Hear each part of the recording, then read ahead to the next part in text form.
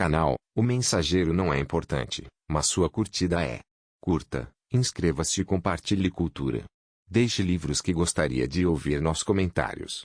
Obrigado pela preferência. A cartomante Machado de Assis Hamlet observa Horácio que há mais coisas no céu e na terra do que sonha nossa filosofia.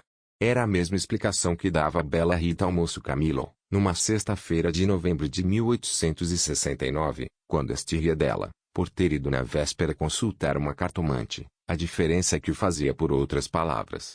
Ria. Os homens são assim, não acreditam em nada. Pois saiba que foi, e que ela adivinhou o motivo da consulta, antes mesmo que eu lhe dissesse o que era. Apenas começou a botar as cartas, disse-me, a senhora gosta de uma pessoa. Confessei que sim, e então ela continuou a botar as cartas, combinou-as, e no fim declarou-me que eu tinha medo de que você me esquecesse, mas que não era verdade. Errou. Interrompeu Camilo, rindo. Não diga isso, Camilo. Se você soubesse como eu tenho andado, por sua causa. Você sabe, já lhe disse. Não ria de mim, não ria. Camilo pegou-lhe nas mãos, e olhou para ela sério e fixo. Jurou que lhe queria muito, que os seus sustos pareciam de criança. Em todo caso, quando tivesse algum receio, a melhor cartomante era ela mesmo. Depois, repreendeu-a, disse-lhe que era imprudente andar por essas casas. Vilela podia sabê-lo, e depois, qual saber? Tive muita cautela, ao entrar na casa. Onde é a casa? Aqui perto, na rua da Guarda Velha. Não passava ninguém nessa ocasião. Descansa, eu não sou maluca. Camilo riu outra vez. Tu crês deveras nessas coisas? Perguntou-lhe. Foi então que ela, sem saber que traduzia Hamlet em vulgar, disse-lhe que havia muita coisa misteriosa e verdadeira neste mundo. Se ela não acreditava, paciência, mas o certo é que a cartomante adivinhara tudo. Que mais? A prova é que ela agora estava tranquila e satisfeita. Cuidou que ela ia falar, mas reprimiu-se. Não queria arrancar-lhe as ilusões. Também Ali, em criança, e ainda depois, foi supersticioso, teve um arsenal inteiro de crendices, que a mãe lhe incutiu e que aos 20 anos desapareceram. No dia em que deixou cair toda essa vegetação parasita, e ficou só o tronco da religião, ele, como tivesse recebido da mãe ambos os ensinos, envolveu-os na mesma dúvida, e logo depois em uma só negação total. Camilo não acreditava em nada. Por quê? Não poderia dizê-lo, não possuía um só argumento, limitava-se a negar tudo. E digo mal, porque negar é ainda afirmar, e ela não formulava incredulidade, diante do mistério, contentou-se em levantar os ombros, e foi andando. Separaram-se contentes, ela ainda mais que ela. Rita estava certa de ser amada, Camilo, não só o estava, mas via estremecer e arriscar-se por ela, correr as cartomantes, e, por mais que a repreendesse, não podia deixar de sentir-se lisonjeado. A casa do encontro era na antiga Rua dos Barbonos, onde morava uma comprovinciana de Rita. Esta desceu pela Rua das Mangueiras, na direção de Botafogo, onde residia. Camilo desceu pela da Guarda Velha, olhando de passagem para a casa da cartomante. Vilela, Camilo e Rita, 3 nomes, uma aventura e nenhuma explicação das origens. Vamos a ela. Os 2 primeiros eram amigos de infância. Vilela seguiu a carreira de magistrado. Camilo entrou no funcionalismo, contra a vontade do pai, que queria vê-lo médico, mas o pai morreu, e Camilo preferiu não ser nada, até que a mãe lhe arranjou um emprego público. No princípio de 1869, voltou Vilela da província, onde casara com uma dama formosa e tonta, abandonou a magistratura e veio abrir banca de advogado. Camilo arranjou-lhe casa para os lados de Botafogo, e foi a bordo recebê-lo. É o senhor? Exclamou Rita, estendendo-lhe a mão. Não imagina como meu marido é seu amigo, falava sempre do senhor. Camilo e Vilela olharam-se com ternura. Eram amigos deveras. Depois, Camilo confessou para si que a mulher do Vilela não desmentia as cartas do marido. Realmente, era graciosa e viva nos gestos, olhos cálidos, boca fina e interrogativa. Era um pouco mais velha que ambos, contava 30 anos, Vilela 29 e Camilo 26. Entretanto, o porte grave de Vilela fazia-o parecer mais velho que a mulher, enquanto Camilo era ingênuo na vida moral e prática. Faltava-lhe tanto a ação do tempo, como os óculos de cristal, que a natureza põe no berço de alguns para adiantar os anos. Nem experiência, nem intuição. Uniram-se os 3. Convivência trouxe intimidade. Pouco depois morreu a mãe de Camilo, e nesse desastre, que o foi, os dois mostraram-se grandes amigos dele. Vilela cuidou do enterro, dos sufrágios e do inventário. Rita tratou especialmente do coração, e ninguém o faria melhor. Como daí chegaram ao amor, não o soube ela nunca. A verdade é que gostava de passar as horas ao lado dela, era sua enfermeira moral, quase uma irmã, mas principalmente era mulher e bonita. Odor de femina, eis o que ela aspirava nela, e em volta dela, para incorporá-lo em si próprio. Liam os mesmos livros, iam juntos a teatros e passeios. Camilo ensinou-lhe as damas e o xadrez e jogavam às noites, ela mal, ele, para lhe ser agradável, pouco menos mal. Até aí as coisas. Agora a ação da pessoa, os olhos teimosos de Rita, que procuravam muitas os dele, que os consultavam antes de o fazer ao marido, as mãos frias, as atitudes insólitas. Um dia, fazendo-lhe anos, recebeu de Vilela uma rica bengala de presente de Rita, apenas um cartão com um vulgar cumprimento a lápis. E foi então que ele pôde ler no próprio coração, não conseguia arrancar os olhos do bilhetinho. Palavras vulgares, mas há vulgaridades sublimes, ou, pelo menos, deleitosas. A velha caleça de praça, em que pela primeira vez passeaste com a mulher amada, fechadinhos ambos, vale o carro de Apolo. Assim é o homem, assim são as coisas que o cercam. Camilo quis sinceramente fugir, mas já não pôde. Rita, como uma serpente, foi se acercando dele, envolveu-o todo, fez-lhe estalar os ossos num espasmo, e pingou-lhe o veneno na boca. Ele ficou atordoado e subjugado. Vexame, sustos, remorsos, desejos, tudo sentiu de mistura, mas a batalha foi curta e a vitória delirante. Adeus, escrúpulos. Não tardou que o sapato se acomodasse ao pé, e aí foram ambos, estrada fora, braços dados, pisando folgadamente por cima de ervas e pedregulhos, sem padecer nada mais que algumas saudades, quando estavam ausentes um do outro. A confiança e estima de Vilela continuavam a ser as mesmas. Um dia, porém, recebeu Camilo uma carta anônima, que lhe chamava imoral e pérfido, e dizia que a aventura era sabida de todos. Camilo teve medo, e, para desviar as suspeitas, começou a rarear as visitas à casa de Vilela. Este notou-lhe as ausências. Camilo respondeu que o motivo era uma paixão frívola de rapaz. Candura gerou astúcia. As ausências prolongaram-se, e as visitas cessaram inteiramente. Pode ser que entrasse também nisso um pouco de amor próprio, uma intenção de diminuir os obséquios do marido, para tornar menos dura a leivosia do ato. Foi por esse tempo que Rita, desconfiada e medrosa, correu à cartomante para consultá-la sobre a verdadeira causa do procedimento de Camilo. Vimos que a cartomante restituiu-lhe a confiança, e que o rapaz repreendeu-a por ter feito o que fez. Correram ainda algumas semanas. Camilo recebeu mais 2 ou 3 cartas anônimas, tão apaixonadas, que não podiam ser advertência da virtude, mas despeito de algum pretendente. Tal foi a opinião de Rita, que, por outras palavras mal compostas, formulou este pensamento: a virtude é preguiçosa e avara, não gasta tempo nem papel, só o interesse é ativo e pródigo. Nem por isso Camilo ficou mais sossegado, temia que o anônimo fosse ter com Vilela, e a catástrofe viria então sem remédio. Rita concordou que era possível. Bem, disse ela, eu levo os sobrescritos para comparar a letra com as das cartas que lá aparecerem. Se alguma for igual, guardo e rasgo-a. Nenhuma apareceu, mas daí a algum tempo Vilela começou a mostrar-se sombrio, falando pouco, como desconfiado. Rita deu-se pressa em dizê-lo ao outro, e sobre isso deliberaram. A opinião dela é que Camilo devia tornar a casa deles, tatear o marido, e pode ser até que lhe ouvisse a confidência de algum negócio particular. Camilo divergia, aparecer depois de tantos meses era confirmar a suspeita ou denúncia. Mais valia cautelar em si, sacrificando-se por algumas semanas. Combinaram os meios de se corresponderem, em caso de necessidade, e separaram-se com lágrimas. No dia seguinte, estando na repartição, recebeu Camilo este bilhete de Vilela: vem já, à nossa casa, preciso falar-te sem demora. Era mais de meio-dia.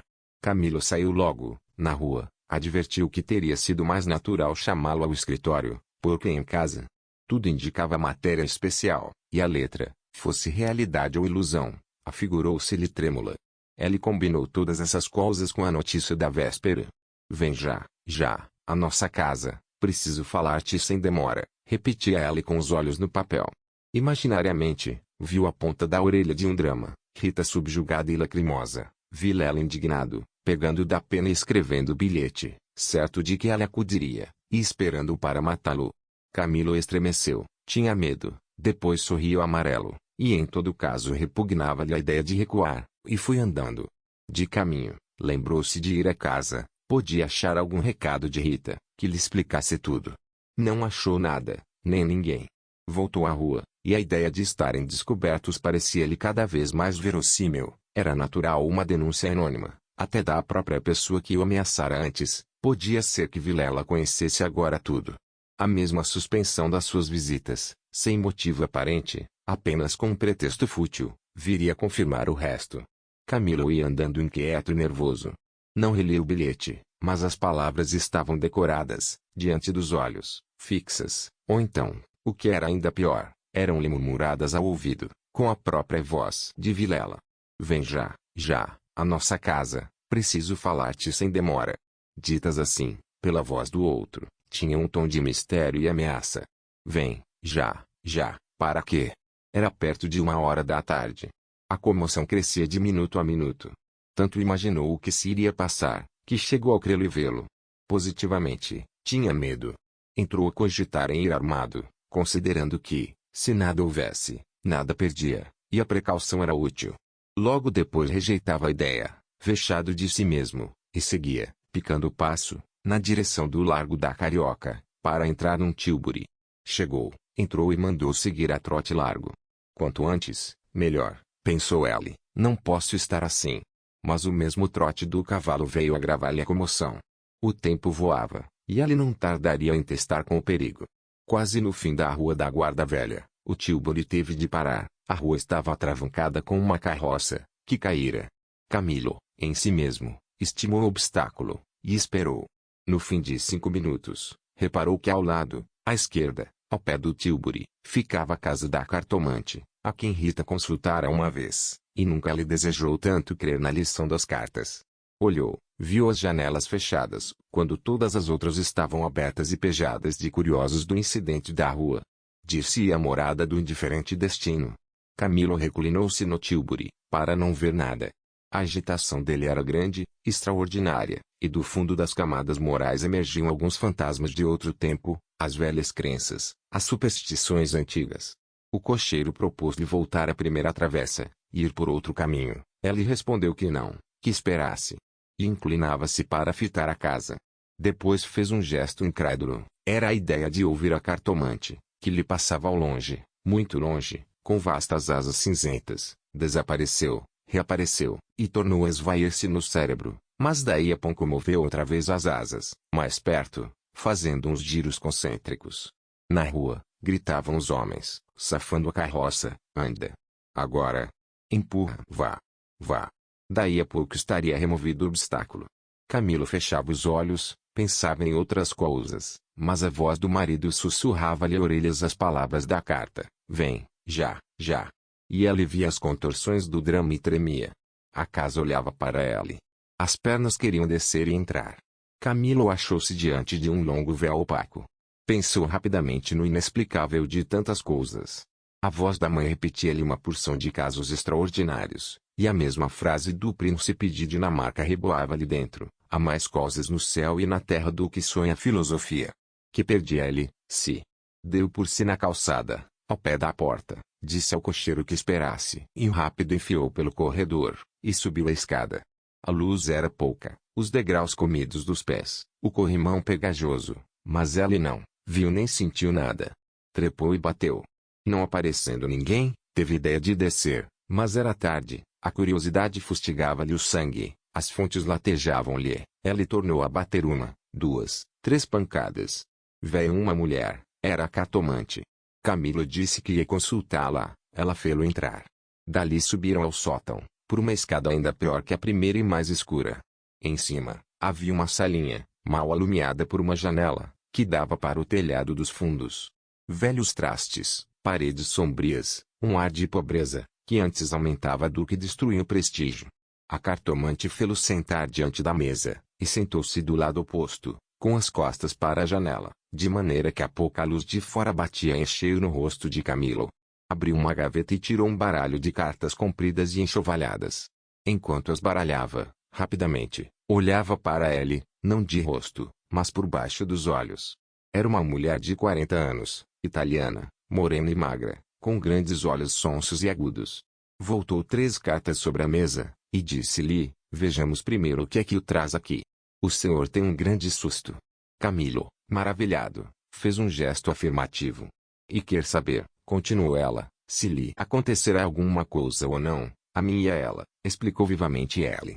A cartomante não sorriu, disse-lhe só que esperasse. Rápido pegou outra vez das cartas e baralhou-as, com os longos dedos finos, de unhas descuradas, baralhou-as bem, transpôs os maços, 1, 2, 3 vezes, depois começou a estendê-las. Camilo tinha os olhos nela curioso e ansioso. As cartas dizem-me.